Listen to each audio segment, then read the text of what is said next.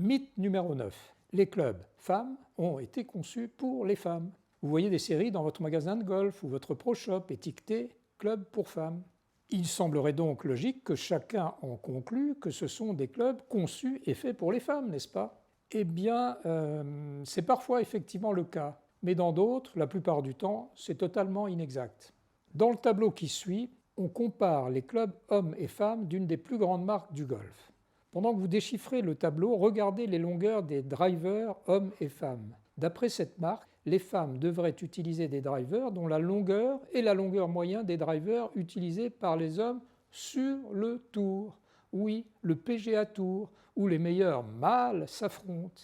Voici un exemple classique de ce que l'industrie du golf fait pour nuire aux golfeurs. Si j'avais été une petite souris dans la salle au moment où le cahier des charges de production de ces clubs avait été rédigé, je parie que les discussions ressemblaient à peu près à cela. « Oh, vous savez, les ventes de clubs de femmes ne représentent pas plus de 8% de nos ventes globales. Je crois donc qu'il n'est pas nécessaire de créer des gammes féminines, mais simplement de réutiliser les mêmes têtes que pour les hommes et de couper leur shaft, L-flex, un peu plus court.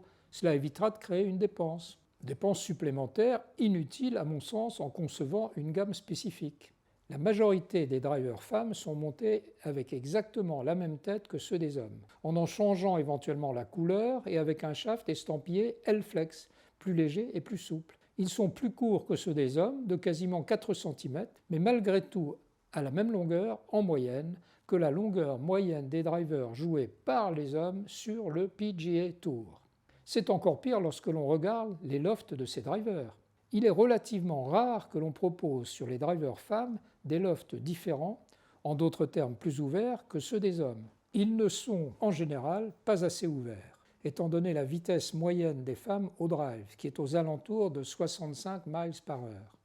Il n'existe pratiquement aucun driver femme dans toute l'industrie du golf des grandes marques avec des lofts de 15, 16, 17 degrés, dont elles auraient besoin pour obtenir leur distance maximale. En conséquence, combien de femmes utilisent-elles des drivers qu'elles ont du mal à taper car ils sont trop longs et quand bien même elles arrivent à connecter la balle correctement, ne leur donnent pas la meilleure distance possible car le loft ne leur correspond pas. Encore pire, combien de femmes ont abandonné ce merveilleux sport car elles n'étaient simplement pas douées? En tout cas, c'est ce qu'elles pensaient.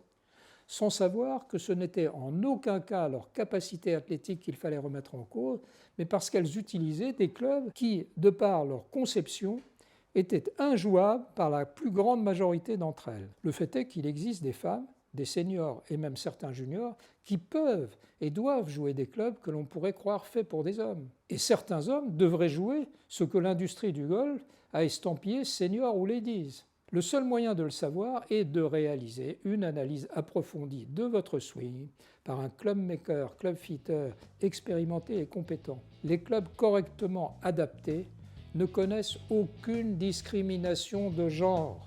Ils sont tout simplement adaptés à la façon dont leurs propriétaires swingent.